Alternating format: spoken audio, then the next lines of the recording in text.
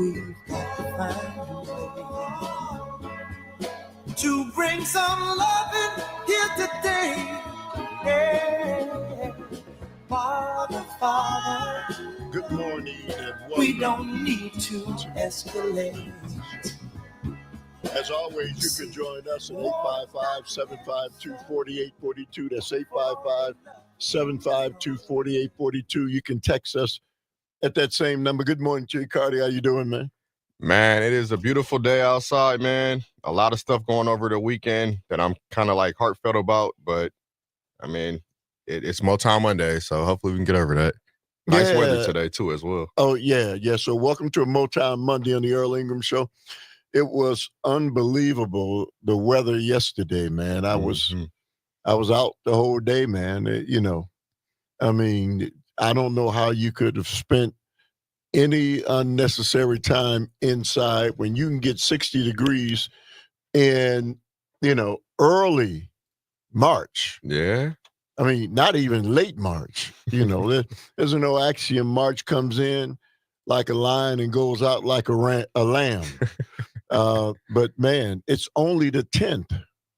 And when you can get 62 degrees, which we're going to have again today, you really need to take advantage of that. And so I did yesterday. I hope everybody else did. It's an unbelievable time, man, to get that kind of weather. I agree. So I got a lot lined up for you this morning, as always, on a Motown Monday.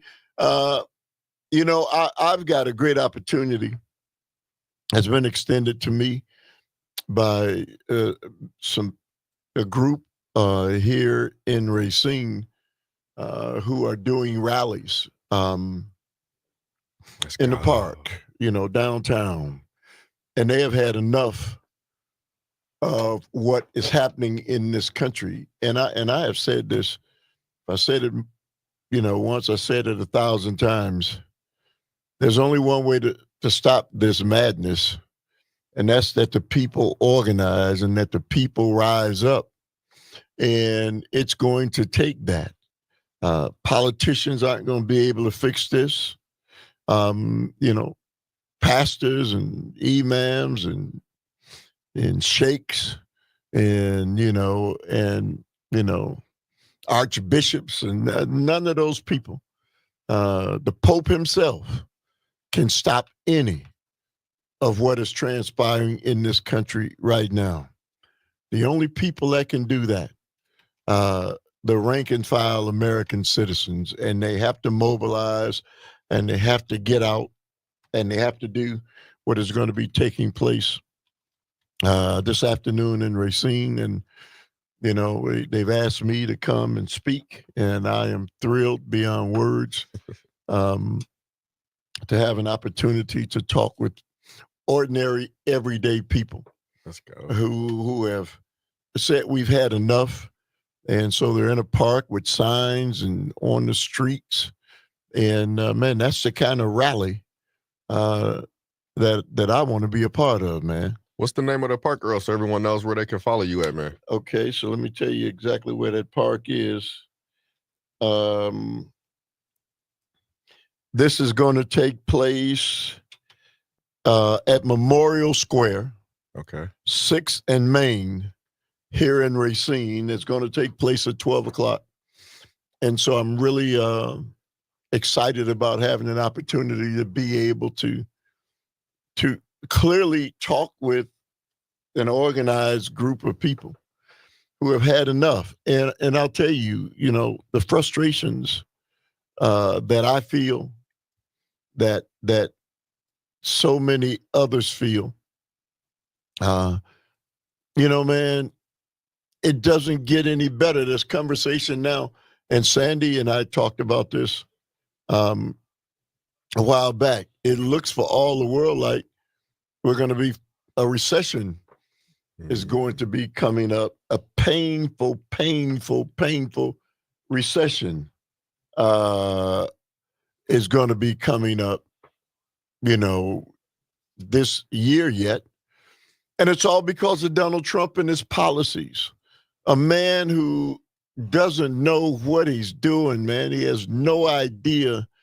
You know, every time I see the look on his face, he's got that question mark look on his face. They asked him questions, and he's got this look on his face, and he clearly doesn't know what he's doing, man. He's in it way over his head. And so the fact that all of us are going to have to suffer the pain that, you know, this man has brought, it's really heartbreaking, man. You know, whatever Donald Trump does, it's my generation for the most part. He can't hurt us. You know, we are fortunate that we've lived long enough to have made our livings. And then we, you know, many of us who have struggled at least have a safety net somewhat with Social Security. But, you know, even that's not out of the woods. But for people who don't have those things, you know, for people who don't have those things, man, my heart goes out to them. You know, I'm going to do this. I'm going to bring CJ on early. Good morning to you, CJ. Good morning, Earl. Have you heard that Donald Trump was asked about recession? And everything points at him. Not only for a recession in this nation, but global recession. And all of it is pointing the finger at Donald Trump. Now, you're going to come here with something that, you know, clearly does not line up with everything that I've been listening to and watching and reading about why we're headed towards recession. They asked Donald Trump yesterday if he thought a recession was going to be forthcoming. And his response was, well, you know, it could happen. Well, you know, it didn't happen under Joe Biden. And they worked really hard to try not to bring a recession in at a time when people are struggling, just, you know, trying to get through. And yet, here's a man who has only been in office for 7 weeks, and he's bringing recession. You say what? Well, you maybe weren't in a recession for the last 4 years, but no. We were not in a recession for the last 4 years. No, I'm not going to. You may not like my response. No, CJ, I'm not going to. No. But can I answer a question? No, you can't if you're going to not be truthful, CJ. We have not been in a recession for the last 4 years. You can't prove any of what you just said. There's no documentation anywhere that will back that up. So really? why should I allow you to say that? Because you want to say it. Because I'll give you statistics. You can't give me any statistics, CJ. You can't give me any facts or statistics that will say that we've been in a recession the last 4 years. You can't do that. You can't prove that. Prove it. I think people were personally, interest rates went from 2.5 to 9.2 under Joe Biden for homes. That's a fact. Hey, CJ. Inflation went from 1.3 to 9.1 under Joe Biden. That's a fact. You want me to give you more facts? No, because here's what I want to do is hit you in the mouth with truth. Okay? A global, Okay. You can laugh all you want to. There was global inflation. Because you're funny. No, hey, CJ. Because you won't let me debate you. CJ, you're not debating me. You can't debate me with facts. Let me tell you something, man. You can't debate me with facts, because if you want to talk facts, then you have to talk about the global inflation that hit the world, not just America. So your facts are fiction. There was a global inflation. What are mortgage rates right now, Earl? Hey, CJ, CJ. What are mortgage rates right now? Those mortgage rates are still because of the inflationary reality that hit this world, because of COVID. You can't even answer. But hey, CJ. You can't answer. Hey, CJ. Here's the reality of it. Recession is getting ready to hit this nation and the world because of Donald Trump. He's been in office for 7 weeks, and he's bringing down global recession. And so guess what? Joe Biden's not the president. Donald Trump is. So all of you who want to keep talking about Joe Biden, talk about Donald Trump and today. Let's have that conversation.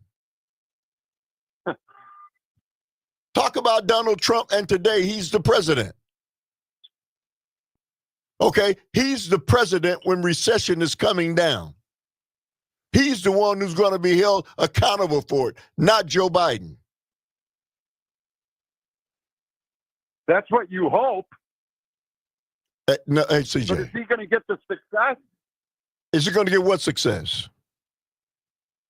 When he's finished as president, you're seeing leadership right now around the world. Hey, CJ. He is proving CJ. What is wrong with reciprocal tariffs. Hey, CJ. What is wrong with what they charge us? Hey, CJ, here's what you call success.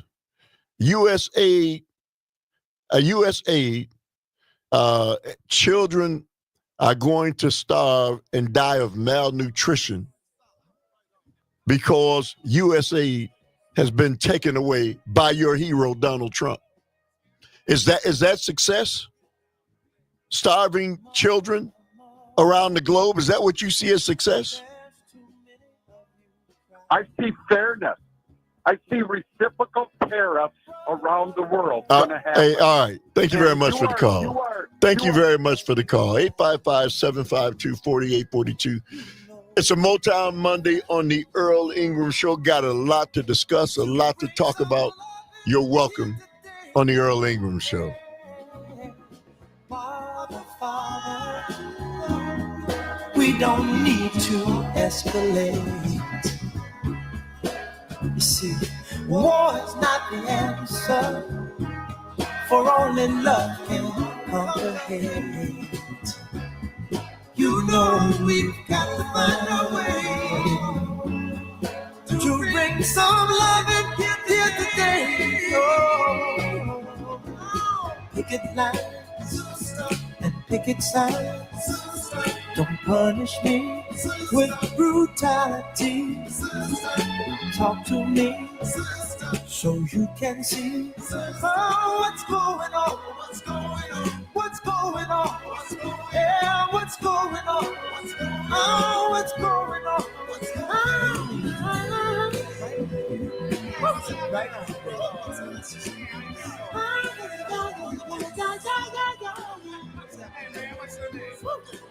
Right now. Right on. Right.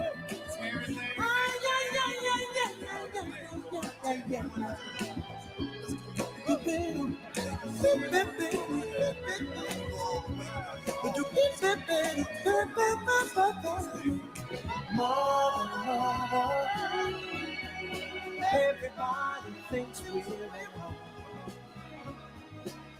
Oh, but who are they to judge us? Simply because our hair is long. Oh, you know we've got to find.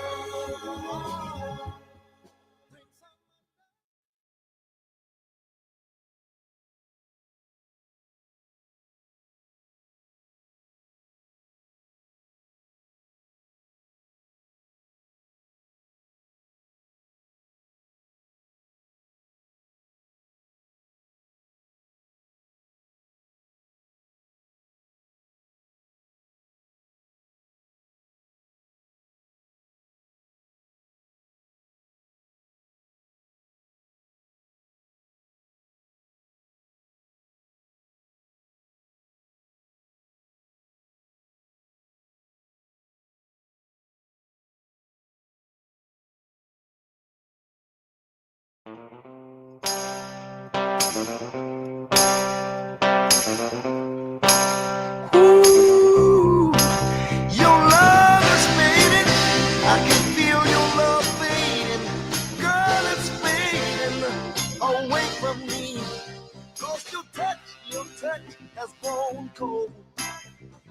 if someone else controls your very soul.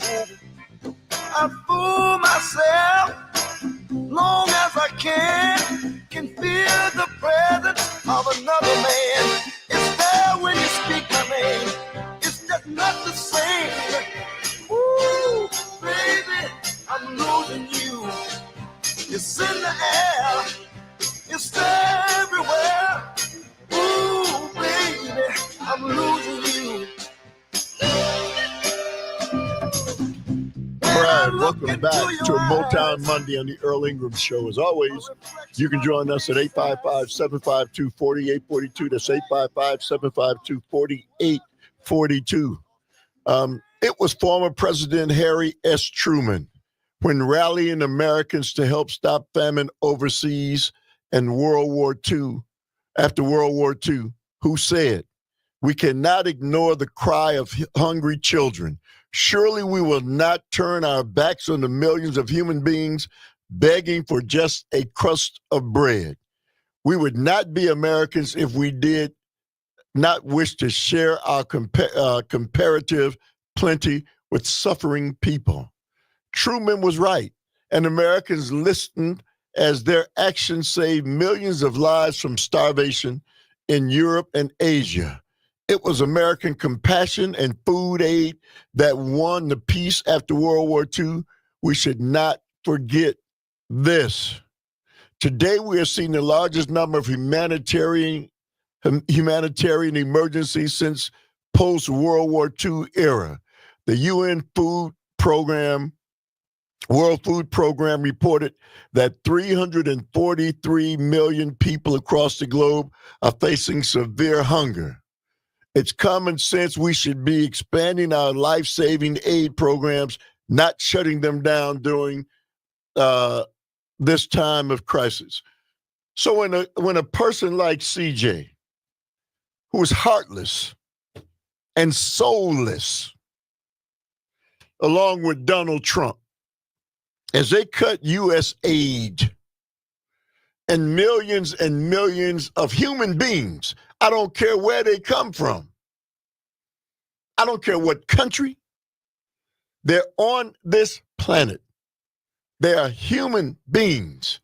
And it is not their fault where they're born. And if they weren't fortunate enough to be born in the United States of America, like many of us, and they're born in third world nations, impoverished nations, that doesn't mean that these people should be subject to starvation. Hey, what kind of reality are we living in? And guess what? We weren't even having this conversation before 7 weeks ago, before Donald Trump took office, before a monster took office. And yet, a man, or a person like CJ and others who are heartless, 343 million people who go to bed hungry every night. I can't find the words to even express how cold-hearted and monstrous it is for fellow human beings to fill their guts and not be concerned about children.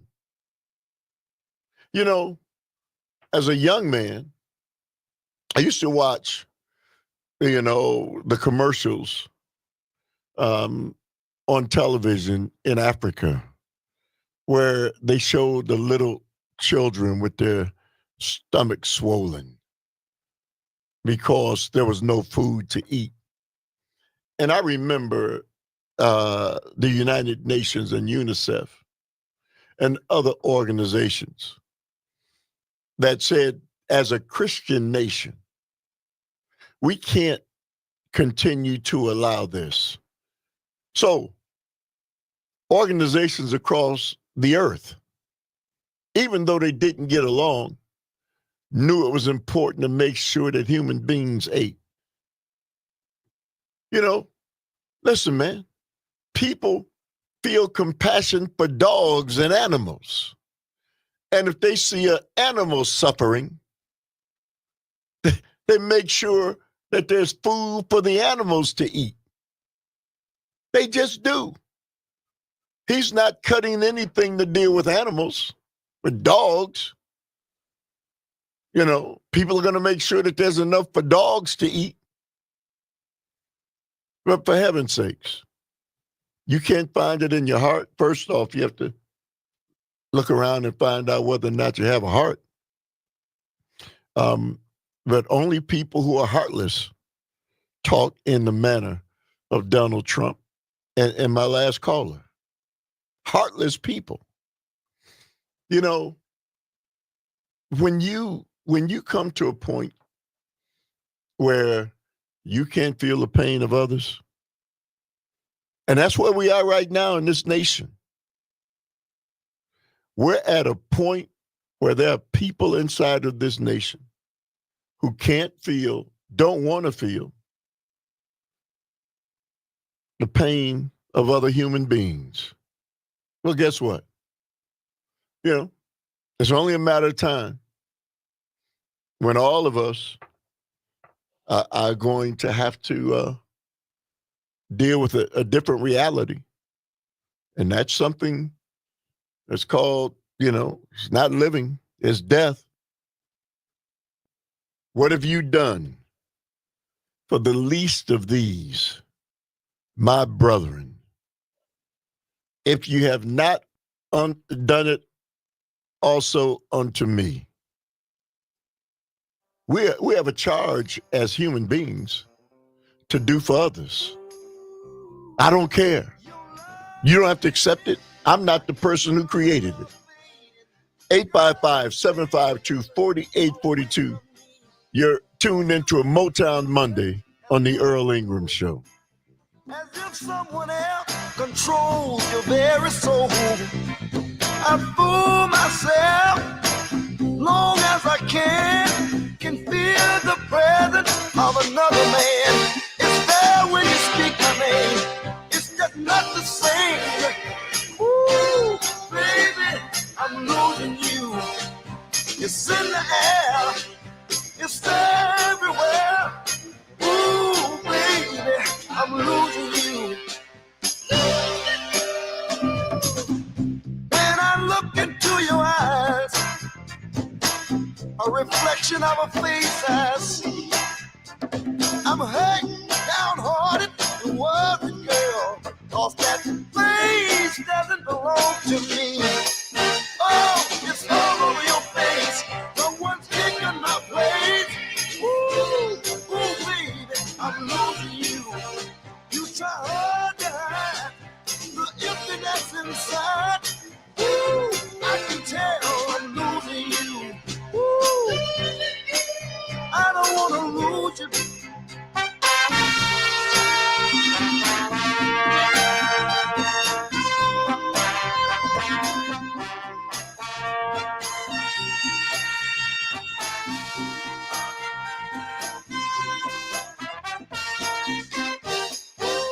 I can tell when we kiss from the tenderness I miss. Ooh, little girl, I'm losing you. Girl, I can feel it in my bones. Any day you'll be gone. Oh, baby, I'm losing you.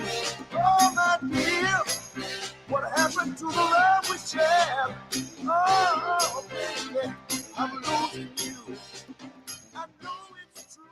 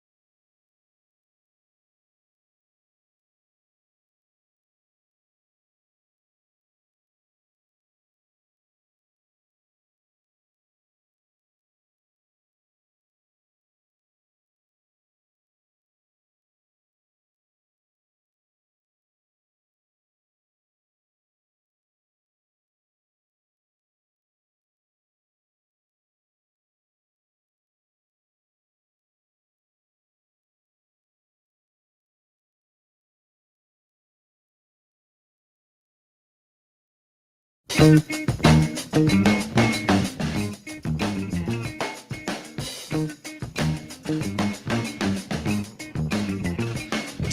yourself. Express yourself. You don't never need help from nobody else. All you got to do now, express yourself. Whatever you do, do it good. Whatever you do, Lord, Lord. Do it good. All right. It's not. All right, what welcome you look back to like Motown when Monday you do on the it, what Earl you Ingram do Show. it, what you As do always, you it, can join us at what you do it, 855-752-4842, 855-752-4842. You know, as the one and only Dr. Martin Luther King said back in 1966, we've got some difficult days ahead.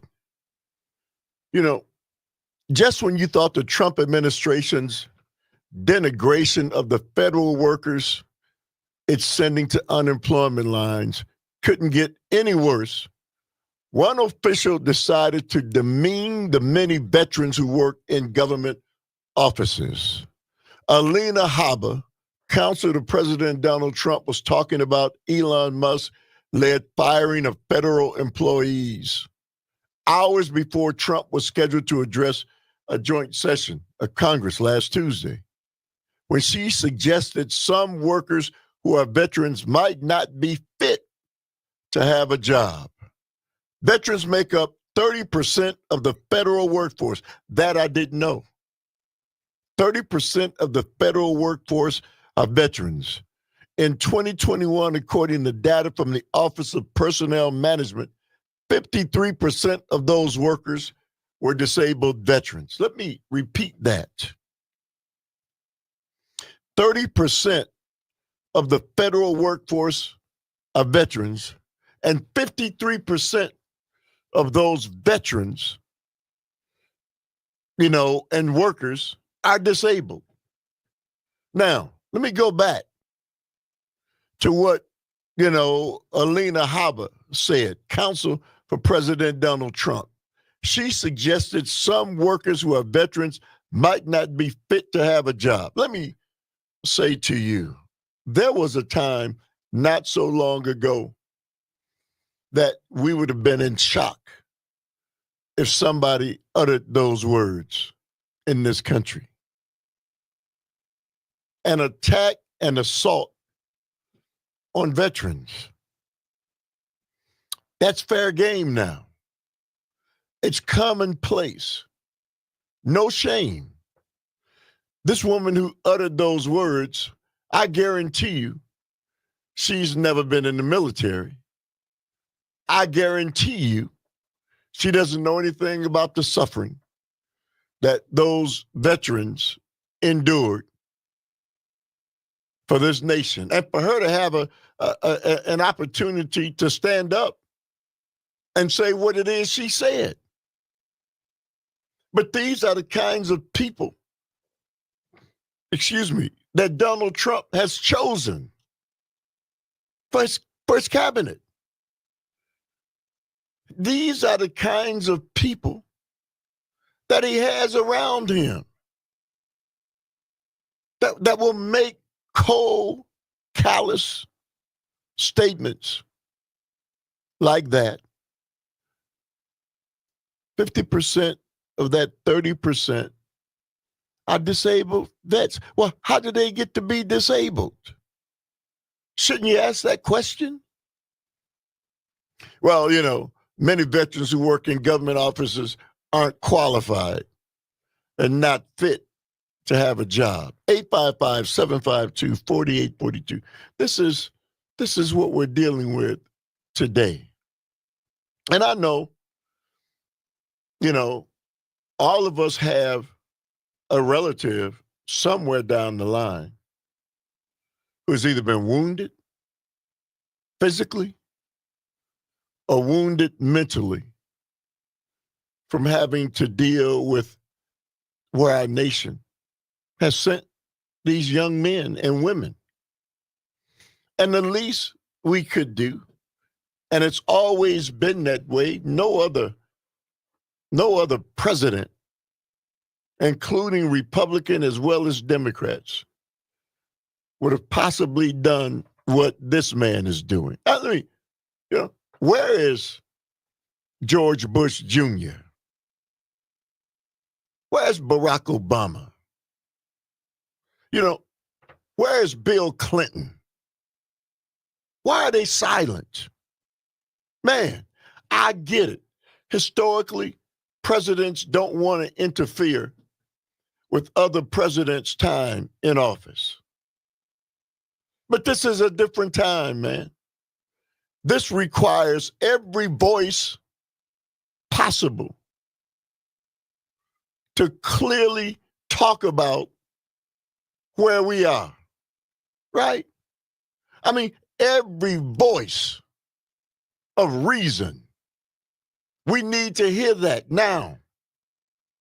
And so it's no time for former presidents for us not to hear their voices.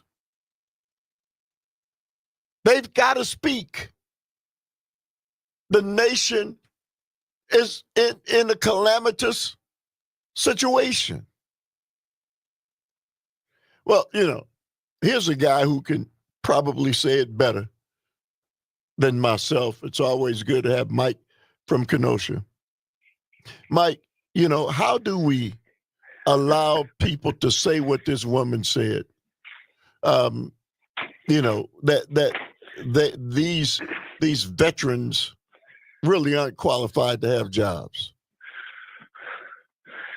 I think it's a perfect window to look into the soul of MAGA. They don't care about anything but themselves. It's a group of narcissistic pigs that do not know their history, claim to be people of deep faith, but yet at every opportunity display counter behavior, callous, cold, shallow, thoughtless, feckless behavior. Let me qualify that. When CJ brings up lower interest rates, he suddenly bypasses the Federal Reserve System, which is an independent system of trying to steer the economy. And by the way, the head of the Federal Reserve was appointed by Trump. He continuously, in the right wingers, MAGA continuously throw these false narratives out there. And it's just fire hose capacity that we can't even keep up with the lies. We don't have the opportunity to dispel the myths that the right-wing machine continuously spews out.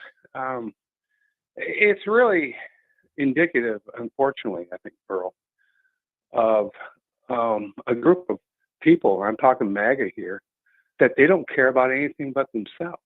They don't care about learning about anything new.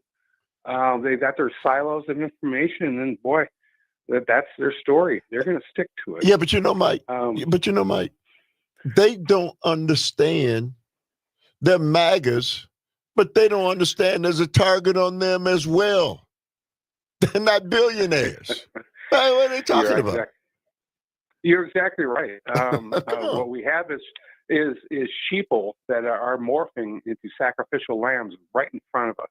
We're seeing it everywhere. And specifically regarding hiring of veterans, that's what we're supposed to do. That's the right thing. It's the least that we can do, Mike. You give people the dignity of having a job, even if it takes them 5 times as long to get in and out of the bathroom stalls or to find their way to the cube. That has nothing to do with it. This connection that government is supposed to be run like a business, that's out of the brain of a fascist. It's not from freedom-toting red, white, and blue Americans. That's what fascists and how fascists think. So enough of this nonsense. The United States government is a group that do services for the American people. It's not a profit center. It never has been. It never should be. Period. You know, Mike, the tenor and the tone of your voice and what you say has changed in the last 7 weeks, and you appear to be even more frustrated in as I and many others are, because these people, MAGA people, who really just are helping to destroy our nation, and for what? To protect to protect a guy who's only concerned about enriching himself. I mean, for the life of me, I can't get with that, Mike. Yeah, nor do I. They're usurping the U.S. Constitution and using it against us. You posed a question a moment ago, and I echo that. Where are the presidents? Where are the congressmen? Where are the people that are sworn to the Constitution? They're supposed to be falling on the sword in protecting we the people. It's amazing how much chaos is going on, and yet on both sides of the aisle we see a neutered Congress, a neutered House. Our representatives are being put in the corner and being told to stay. And they're doing it. If we don't get this thing and get a little bit of a backbone, much sooner than later, it's going to be too late. Well, Mike, I talked about at the beginning of the show a rally that I'm going to speak at this afternoon in Racine. And that's what it's going to take, man. People organized who've had enough, right? Yes. That has to happen all over this nation. And it has to swell and it has to grow. And because the elected officials and former elected officials are cowardly, man. Yeah. While at the same time, they're well organized and well funded by black or dark money that is unaccountable. This thing is, when we sold our elections for a profit center, turned over our elections to the oligarchs, what in the world do you think was going to happen, everybody? Then they take it over. They don't even allow fact checking, for crying out loud, in debates. It's up to the people. It's up to millions of people. It's not going to be one person riding a unicorn flying across. No, man. It's why I'm so thrilled and excited, Mike, about the organized group of voices that are going to be on the street here in Racine. Yes, sir. And that needs to happen everywhere, right? That's got to be it today. Right now. Yeah. No more procrastination. Yeah, every day. Every day. Yes, that's the only answer. Hey, Mike, thank you very much for the call, as always, my friend. 855-752-4842 is the number. We'll continue the conversation. Hang on the phone lines. You're tuned into the Earl Ingram Show. You don't never need help from nobody else. All you got to do now, express yourself. Whatever you do, do it good. Whatever you do, Lord, do it good. All right. It's not what you look like when you're doing what you're doing. It's what you're doing when you're doing what you look like you're doing. Express yourself. Express yourself.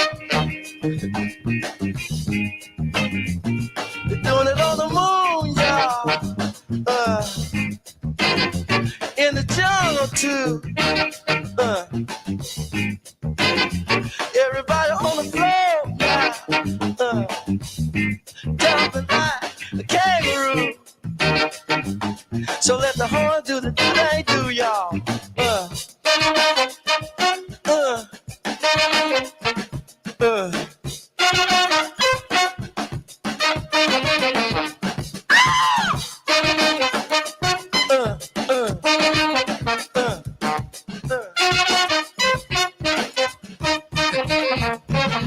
Some people have everything and other people don't. But everything don't mean a thing if it ain't the thing you want. Express yourself. Express yourself. Oh, do it. Oh, do it. Do it to it. Go on and do it. Y'all do it. Get it. Spread yourself. Spread yourself. Do the do do do do do do do do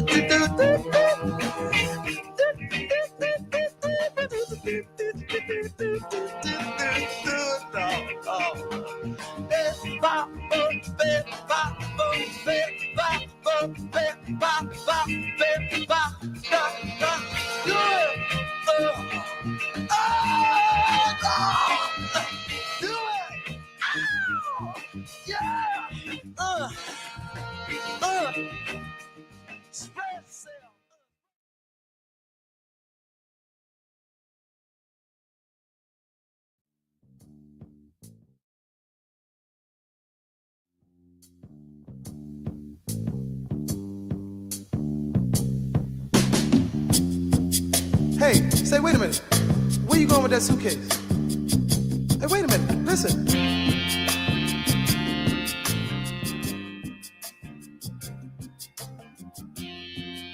All right, well, you don't have to answer. Just listen. I don't mind when you say that you're going away. I just don't want to be lonely. All right, welcome back to a Motown Monday on the Earl Ingram Show. As always, you can join us at 855-752-4842, 855-752-4842. Text us at that same number. I would say that if I had a son that was 18 years old and looking at what the Trump administration has done and laid out to address veterans and veterans issues, I would tell my son, absolutely not. Don't join the military, because the people who are there right now have no respect or regards for you or your family or what you're going to go through, and they're going to use you and then cast you aside. No other administration has done that. Not one. Historically in this nation, I've never seen it. And people should be outraged. Veterans should be outraged. And for those of us, you know, if the veteran doesn't speak for himself, we need to speak. Enough already. You know, this is the administration Republicans wanted. First off, if you don't know Haba, she was one of Trump's attorneys during the defamation case brought by E. Jean Carroll. Not fit to have a job, not willing to come to work. You know, this is just unacceptable. Let's go to Frank from Greenfield. Good morning to you, Frank. You say what? Good morning. Yes, sir. Hello? Yes, sir. I got a few questions that may be a little bit off the line. First of all, I just wanted to start with Elon Musk. Okay? I know he came here from South Africa on a visa. I don't know if he ever became an American citizen. Does anybody know that? Yeah, he is. He is. Yes. Okay. Number two, he gets, I guess he's got through free programs from this government, which is funded by the government. His rocket ships, True. okay, which blow up all the time. I don't know about his cars, but all in all, he gets like $38 billion annually. Yes, from the government. Okay, right. And does anybody ever? He's lying in his pockets. Yes. Does anybody ever look into that? Yeah, And they have. one other. Go ahead. They have. Yes, they have. One other question: is Congress and Senate immune from recall? I'll ask Sandy Williams that, but I don't think they are immune to recall. Go ahead. If they aren't, all these town halls that have been happening, and the congressmen and senators are not listening to these people, maybe they should start recalling, a mass recall. Listen, that's what it's going to take. I'm talking about the only way we can get past this is ordinary, everyday citizens doing exactly what it is you just suggested. Thank you very much for the call, Frank. I appreciate it. Thanks for listening. Okay, we lost Susan. Frank, are you still there? Okay. So, but here's the deal, man. Elon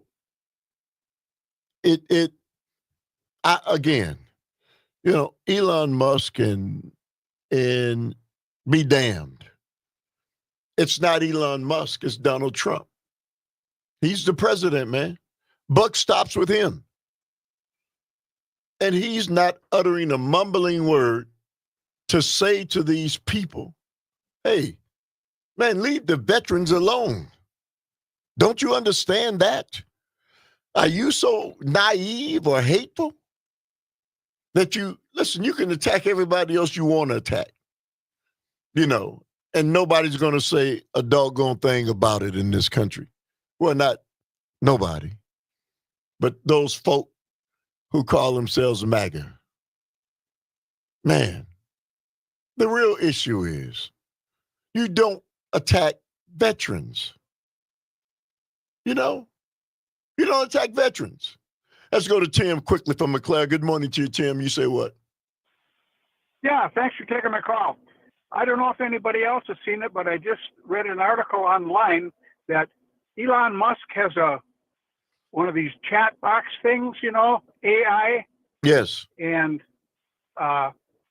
somebody submitted a question about Trump, and Musk's own chat box came back and said that there's a 75 to 85% chance that Trump is compromised by Russia or China or both.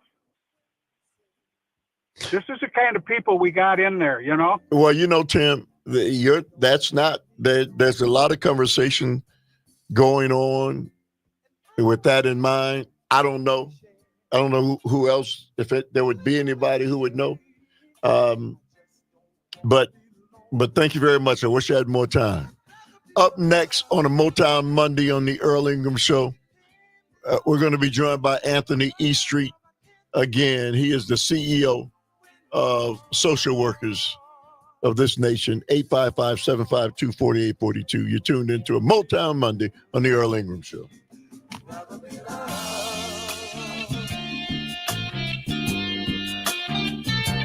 Never had this sweet love.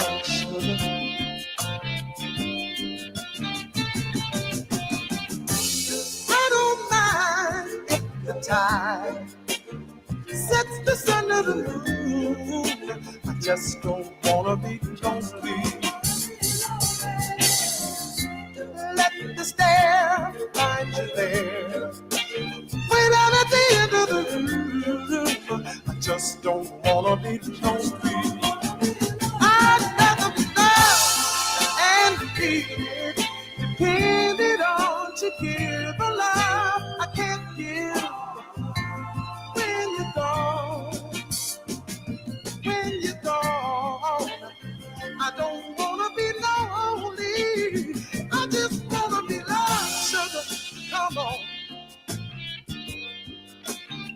I just wanna be loved, yeah, yeah, yeah, baby. Ooh, Lord, have mercy.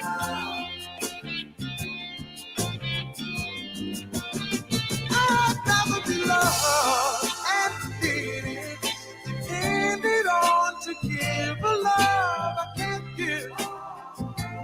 When you're gone, when you're gone, I don't wanna be lonely. I wanna be loved, baby. Yeah, come on. Give me that sweet love, sugar. I wanna be loved, baby. Give me that love, sugar. Give me that sweet, sweet, sweet love, sugar. Give me that love, baby. I don't wanna be lonely, baby.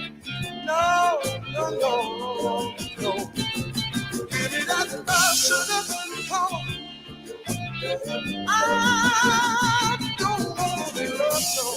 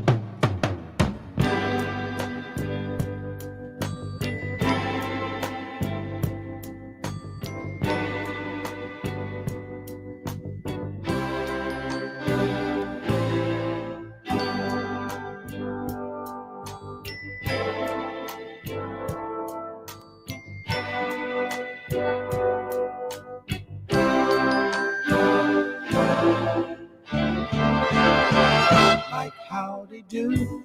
Your tin soldiers, your clowns too. They're all laughing at you. I'm laughing at you too. Like basketball, 5,000, that was all.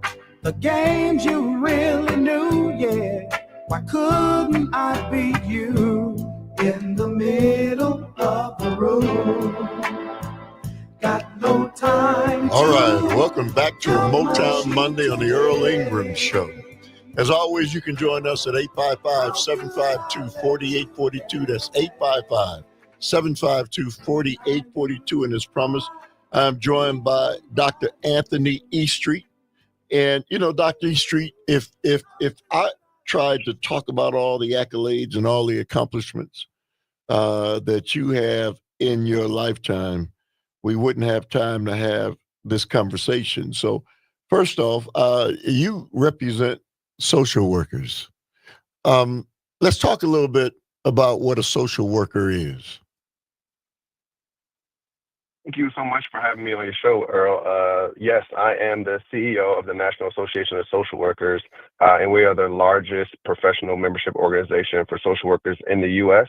And predominantly in the world. And so when we talk about social work, we talk about individuals that are trained and degreed through a Council of Social Work Education accredited program. So they have the skills, knowledge, and ability to work with individuals, families, and communities, but also organizations and policy, right? And so we cover that whole spectrum from, you know, birth all the way to death. And individuals come to see us, they are going to experience assessments, they're going to experience interventions, treatment plannings. Some of that also includes policy work and understand how policies impact individuals and families, but also making sure that we take the voices of individuals and families to make sure that we're advocating for sensible policies that not only benefit or take into account those that are most vulnerable, but also social workers that work with these individuals. And so, you know, again, a social worker covers a wide range of services. We are the largest provider of behavioral services in the U.S., but we also have our humble beginnings working in the child welfare system, where we still are doing a lot of great work, but we're also in technology, banking, finance. We're helping artificial intelligence feel and become more humanized. And so social workers are everywhere. Are you facing a shortage of social workers? Are we facing a shortage of social workers? So that's an interesting question, right? According to the Bureau of Labor Statistics, we are one of the fastest growing professions out there, but that is only half of that story. I think the other half of that story is that we're seeing social workers leaving the profession because of burnout, because of low wages, because of lack of support from, you know, our state and federal governments to make sure that we can do the work that we do and still be sustainable in the lifestyle that we want. And so what I mean by that is, you know, how do we work with social workers to reduce the caseload? How do we work with social workers to improve working conditions so that when they go on vacation, they can actually relax and go on vacation?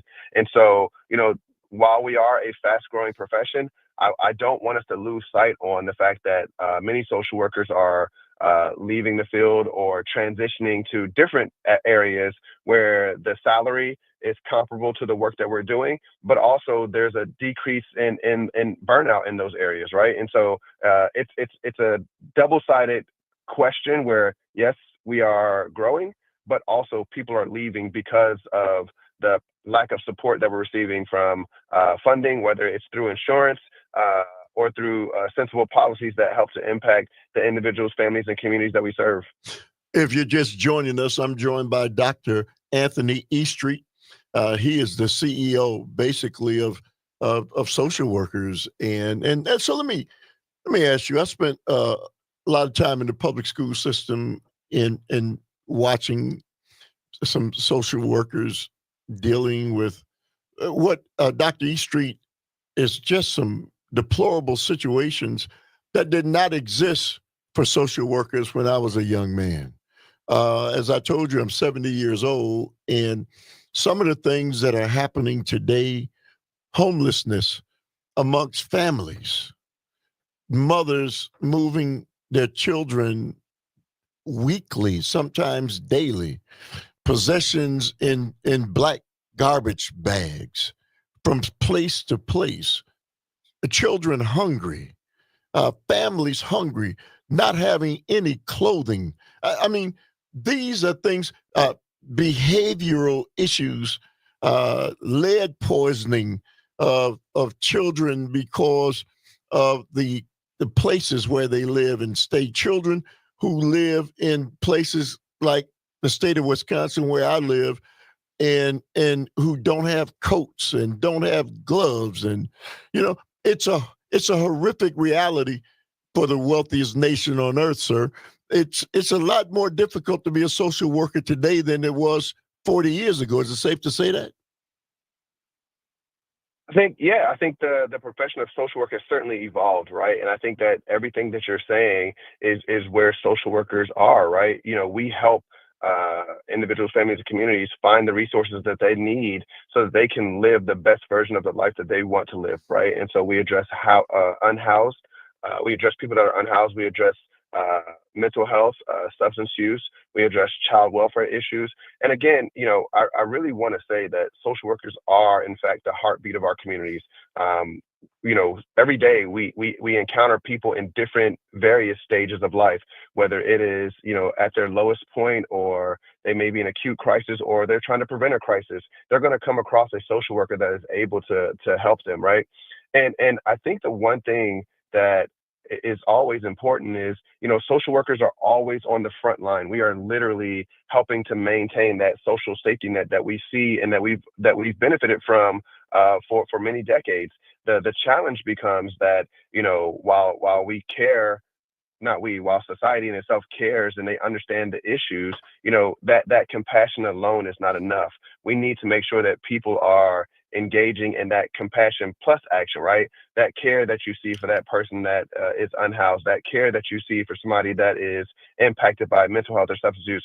How are you turning that into action? How are you helping to help society become better, right? And so social workers, we are experts in building community. We are experts in helping people to find their core group of people, right? But we're also experts in helping people to reduce the impact of mental health and behavioral health, helping people to find resources when they are dealing with being unhoused or housing instability. We are also involved in people when they come in contact with us on their worst days, when there may be some child welfare or child abuse issues. We're there as well, trying to make sure that those families get the resources that they need so they can be reunified, or so that they can continue to engage in seeking the help that will get them to the next phase of their life. Dr. Eastreet, we don't see social workers. So therefore, since they're unseen, it's hard for people to really comprehend and understand the work that they do. Is it safe to say that? Yeah, so I think, to what you're saying, I think people see social workers, but I also think that social work has been impacted by a bad brand, right? And so when we see the portrayal of social workers, it's typically in the child welfare system. It's typically we are portrayed as being overworked, ran down, and highly stressed, right? While some of that is true, I think the other part of it too is that social workers are everywhere. We are in certainly child welfare, but we're also in mental health, behavioral health, banking, entertainment, and technology. In fact, I was at an event this weekend where social workers are working with the entertainment industries, where they're working with actors behind the scenes to ensure that while they're putting on the great movies that they're doing for all of us to watch and enjoy, that they're also maintaining their mental health and wellness behind the scenes to be able to continue that kind of work.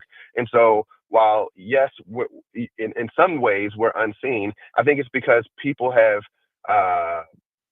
they have a vision of what a social worker looks like, and we've certainly outgrown that vision. And so when I say social workers are everywhere, more people than not are probably coming into contact with a social worker, and they just don't realize it. And so some of that is understanding that the social work brand has changed in terms of we are everywhere.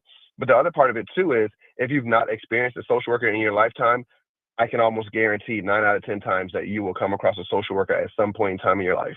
So you chose social work as a vocation. Why? That's a great question, and I get asked that a lot, right? But the reality is that I've always had a connection to behavioral health and ensuring that people can show up as their best selves, right? The other part of it too is it really does matter, like who you come in contact with. My mentor was a Black male social worker, and when I was an undergrad at Bowie State University, an HBCU, my undergrad degree was in psychology.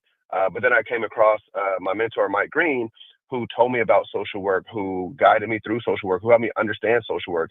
And as a result of that, I became a social worker. And now I make it a point to, when I go out and talk to people, I help them to understand the scope of social work, but I also offer to mentor them in this space, because the reality of the situation is social work is one of the best professions that I could have ever chosen. I am a proud social worker. I love the work that I do. At the same time, understanding that we have a need for more social workers to be able to do this work. It is sometimes considered selfless work, but at the same time, it is very rewarding work. I just wish that at the same time, when we, as we are thinking of it as rewarding work, that we're also compensated at a higher rate. That insurance companies are not constantly creating more and more barriers so that social workers leave the managed care space. When you look at where we are today with the administration that's in office now, and clearly safety net programs are being eliminated, cut back, the impact that's going to have on families that need social workers, and social workers who are scouring, the heavens to find support for families at a time when those things are being cut back. The impact that must have on a social worker must be tremendous. Yes, and so this current administration so how do they separate that and keep that? There, when you're watching this, it's hard for me to imagine that they can hang on. Can you hang on a second, Dr. E Street? Yes. All right, 855-752-4842, Dr. Anthony E Street, and you on the Earl Ingram Show.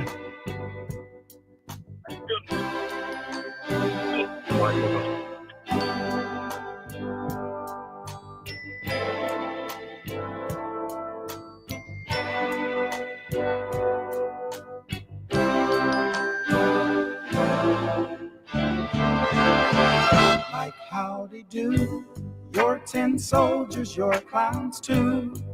They're all laughing at you. I'm laughing at you too. Like basketball, 5,000, that was all. The games you really knew, yeah. Why couldn't I beat you in the middle of the room? Got no time to count my sheep today. How could I let you get away when I knew I need somebody soon? Ooh, how could I let you get away when I knew I need somebody soon? Like Mother Goose winds you up, then turns you loose. Lock 10 was beaten too, and I can't tell green from blue, no. Like cat and mouse, games of chase instead of house. I get so mad at you, like parents often do, in the middle of the room. Got no time to.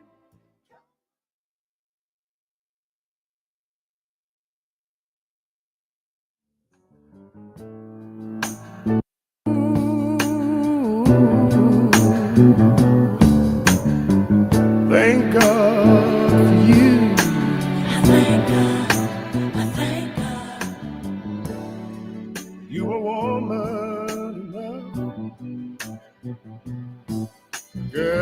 not to try to hide. Didn't try to hide it, baby. You didn't try to hide your love for this other guy. Baby, no need to explain. Oh, I thank the angels for you, that you are woman enough. Try to make it easier for me.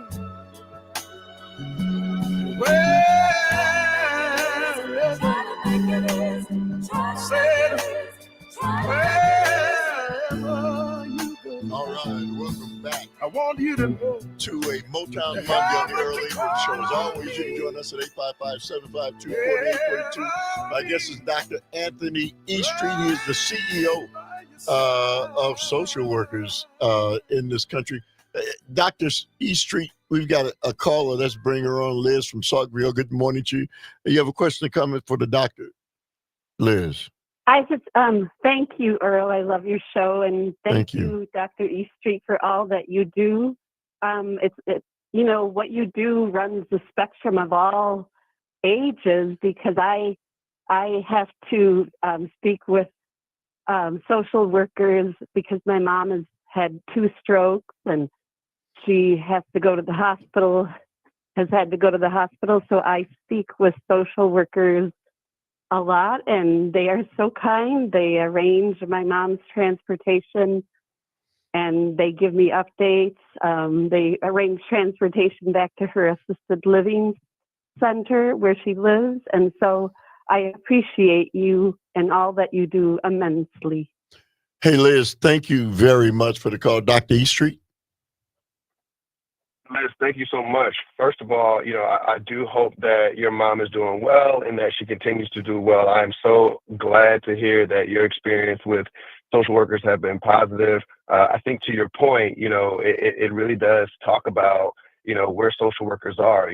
We are also in, healthcare settings and assisted living facilities. And I'm glad that, we're able to help you and your mom to access the resources that you need so that she can be the best version of herself going forward. Dr. E. Street, there was a time, again, when I was a young man, social workers were women. Has that changed much? It's interesting. Social work has traditionally been characterized as a profession that is predominantly people that go into it are women.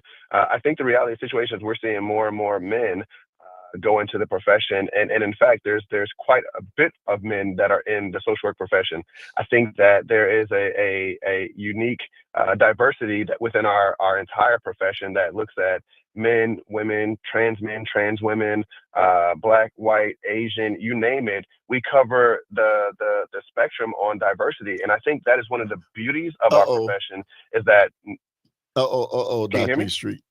Hey, diversity, equity, and inclusion. How are you able to continue to support diversity, equity, and inclusion when that's become just a no-no in this administration? Because the reality of the situation is, Earl, and I say this with my entire being, people have mischaracterized diversity, equity, and inclusion in such a way that they only look at it in terms of race. When I talk about diversity, equity, and inclusion, it is the full spectrum of how people show up in this world, whether it is race, ethnicity, gender orientation, gender, disability, neurodiversity, disability, like all the different things. And so when people say, oh, let's get rid of DE&I, I'm not really sure what they're talking about, because the diversity, equity, inclusion makes sure that people can access buildings. When you have to utilize a ramp because you're in a wheelchair and utilize a button to get into a building to open a door, like that is diversity, equity, inclusion. It's literally the definition of making sure that people feel included and like they belong in the community and the society that we have built today. That's it. So you refuse to allow the pressure of this administration to force, what you guys and what you do and believe in to change that mission? I think diversity, equity, and inclusion have always been in the core fabric of social work as a profession. As we advocated for social justice, social workers have been on the front lines of every major civil rights movement, social justice movement. And so when you think about diversity, equity, and inclusion as a new topic that people have been talking about post George Floyd, it has been in the fabric of social work the entire time. And so for us, diversity, equity, and inclusion is really answering the question is, how do we help people feel like they can have access, that they are included, and that they belong, right? And those are three fundamental questions that help guide our work, right? If you show up in a social worker's office, they're really going to make sure, like, how can you live the best version of yourself? And that's whether you are a trans person, a Black person, a white person, or identify as something else. We're going to make sure that you can feel included, that you have access to things, but also that you feel like you belong, right? And that includes fighting for policies that help to increase that. And so when we look at federal policies, when we look at state policies, we're always going to advocate on behalf of increasing diversity, equity, and inclusion in all sectors of life. Dr. E. Street, it has been an honor and a privilege and a pleasure to have this dialogue with you this morning, and really the strawberry on the ice cream is where you just laid it out on diversity, equity, and inclusion, man. That is a must. I think when you're talking about social work, it's a must when you're talking about life, right? And I don't care where it is. Yeah. That's who we are, right? As Americans, that's who we are as people. We aren't one people, one group of people. I mean, we're one group of people. That's who we are. No, absolutely. And I think, to your point, the more, as people are talking about how divided we are, it's diversity, equity, and inclusion that brings us together. The ability to have different thoughts, the ability to be able to talk about that, right? And it spreads across a lot of different topics. I think what has happened is we've allowed too many people to relegate diversity, equity, and inclusion into just race. So, Dr. E. Street, we have to leave it at that. We'll reach back out to you. Thank you very much for your time, sir. All right, thank you so much. All right. Earl, you're listening to a Motown Monday on the Earl Ingram Show. To explain.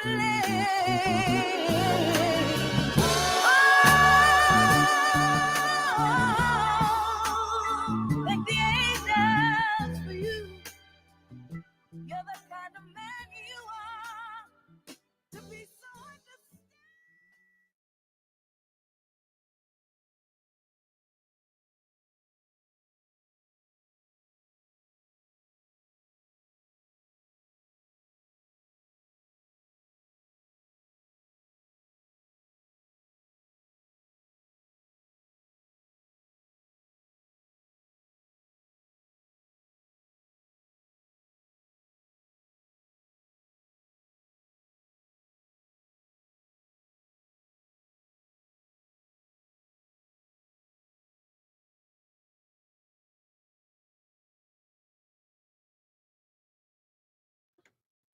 Tune in to the Earl Ingram Show this Tuesday at 8 a.m.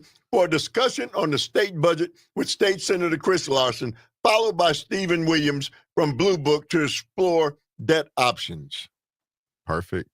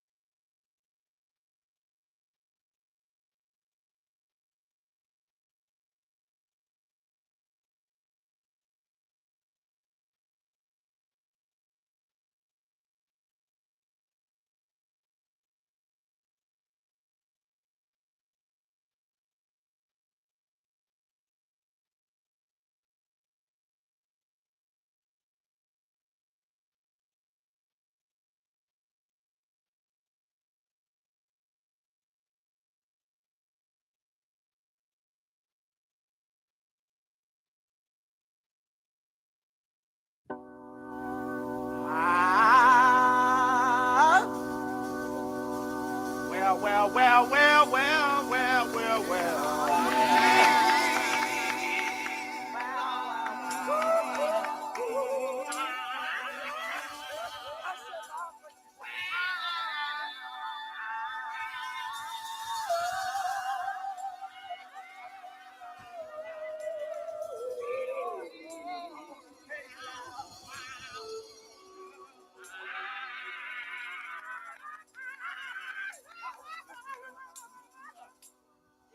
I was slipping into darkness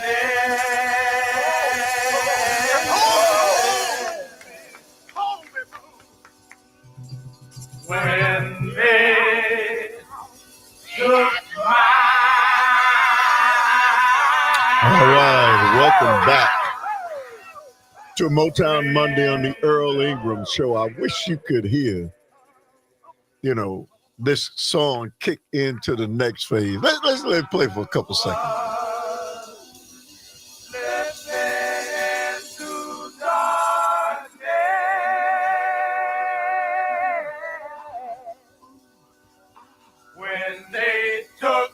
when they took my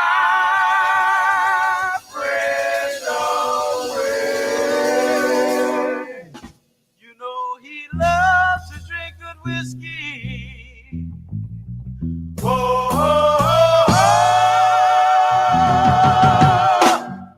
while laughing at the moon. Slipping into darkness. Okay.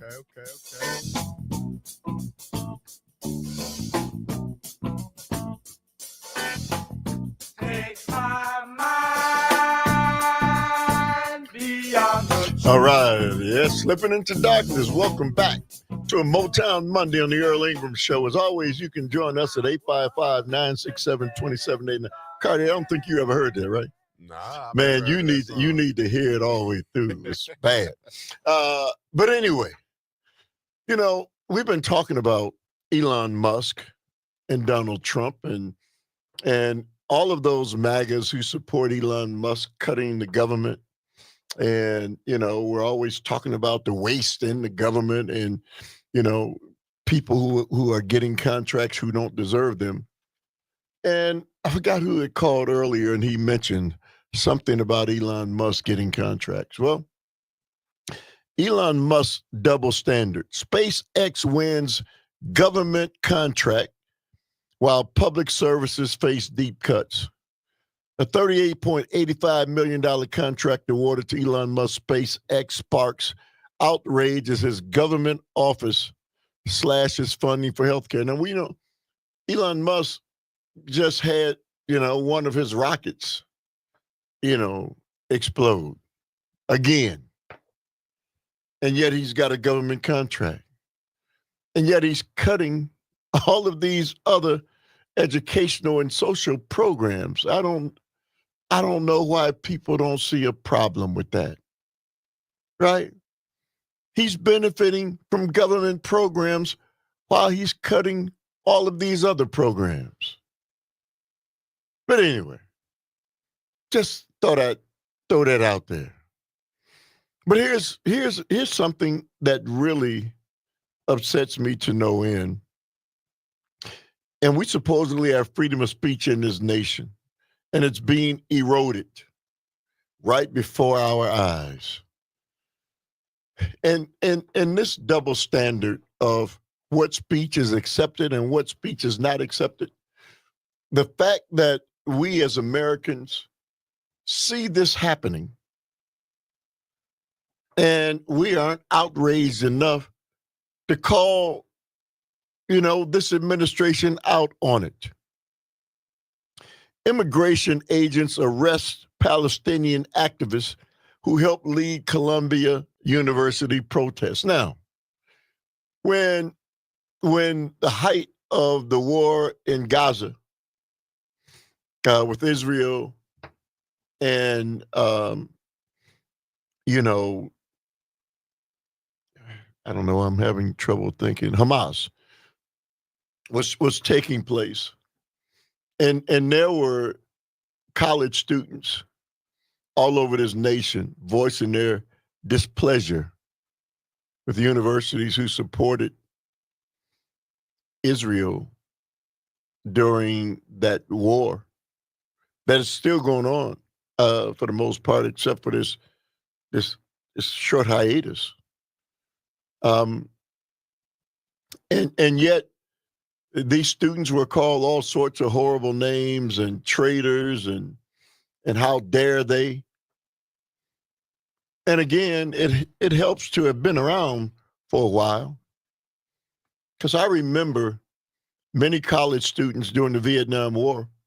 If you've been around a while, you remember on almost every college campus. That's what kind of helped bring the war to an end. The outrage of young people in the street and on universities, in universities, constantly saying, no, this is not right. University students are free. They've always been free to say what they feel. Throughout my entire life, that's the way it's been.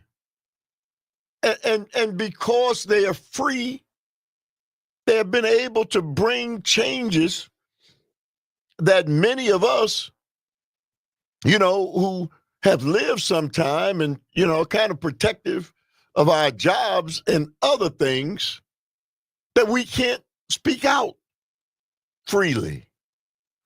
And so the way this has been structured in this country for eons was that students were free, and they were free to speak their minds, and there would not be repercussions. Well, so why has that changed?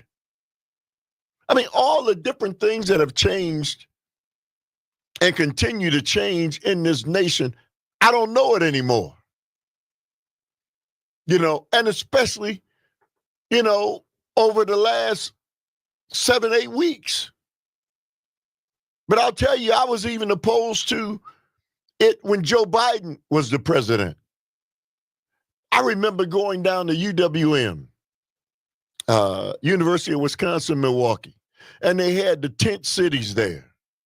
And there was all this conversation about those students who were ill-informed and they have no right to be supporting the Palestinians. And so they should totally support Israel. And I'm like, hey, man, that doesn't make sense to me. To condemn students for their beliefs when that wasn't the way it was when we were young. It might have been. Some people may have spoken out about it, but not to the degree that is happening right now, to condemn students for their constitutional rights. I mean, I thought that's what people fought, bled, and died for in this country. That's what I was taught. People, have a right to their views. Well, guess what? So why are immigration agents arresting Palestinian activists, who led protests, peaceful protests on these various campuses? So I invited some of the young protesters from UWM to my show. And people said to me, man, you had better watch it, man. You shouldn't, you're taking a chance. I'm like, hey, man, if it's considered taking a chance to expect your nation to live up to its creed, and people are afraid and they call that taking a chance, maybe there need to be more Earl Ingrams. I'm sorry. We have to be willing to challenge our nation to be right, to do what's right. This is not acceptable to say to people and young people who are doing all that they can to build a future for themselves and trying to hold our nation accountable for what it says it is. Federal immigration authorities arrested a Palestinian activist Saturday who played a prominent role in Columbia University's protests against Israel, a significant escalation in the Trump administration's pledge to detain and deport student activists. What? Detain and deport student activists? Hey, man, that's what happens on university campuses. And so now we're going to do away with that? Let's go to Bill from Oconomowoc. Good morning to you, Bill. How you doing, sir? I really like the topic you're talking on. We all remember Tenement Square. Oh, absolutely. And isn't that what's going on right here in the U.S.? Well, you know, Bill, not all of us remember Tiananmen Square, but for those of us who do, university students who were outraged in the behavior of their country and tanks running over, students unarmed and before the whole world. And we condemned that, Bill. You remember how we condemned that? How was this so different? It's not different at all. The bottom line is we're going through COVID in a different way. Not COVID, the virus, COVID, the handling of how he handled COVID. Remember, it's going to be over by spring. Now, it's not going to be over by spring. Millions died when spring came, or 1 million died. We have to show the world and our country we're built on democracy, not communism. So let me ask you, you say we have to show, we were supposedly that before Donald Trump. So if we were that before Donald Trump, then how does this one man come and dismantle that? Can you tell me? Well, here's what that one man is going to accomplish. You watch the backlash. You watch asking for all the funding of Israel. You watch how people are going to, this man has started a movement. Now, you saw what happened, I don't know if it was this weekend or last weekend in Washington with the support of Ukraine, right out in Washington. Oh, yeah. You know what I'm talking about. Look at the backlash. Our great congressmen can't have town halls, and our senators can't have town halls, and our elected far-right officials can't have town halls. Now, there's plenty of Republicans left that can have town halls, and they won't get shouted out because they see the need to uphold the oath of office. The others, they don't care about the oath of office. They could care less. They just care on making people, the right guy, smile. Well, I'm sick and tired of it. We're all sick and tired of it. We are a nation of people living under a constitution and justice.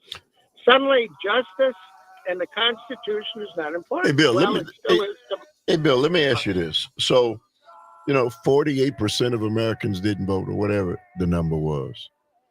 Do you think that, and we've got to figure out a way to organize those people and hear their voices? Because if you get 10% of those 48% of the people who didn't vote, now you can bring some real pressure on the MAGAs and the Republicans, even if you got 5% of them. Hey, Bill, thank you very much for the call. 855-752-4842. You're tuned into a Motown Monday on the Earl Ingram Show.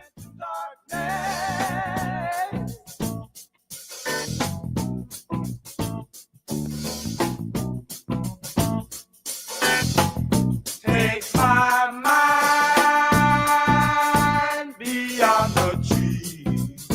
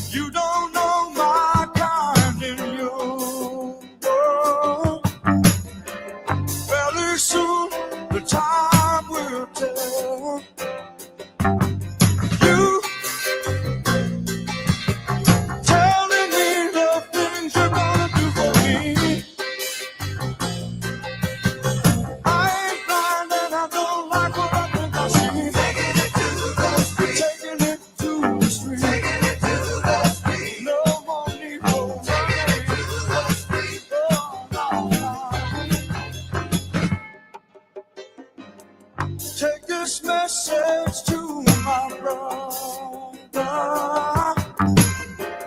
You will find him everywhere, wherever people live together.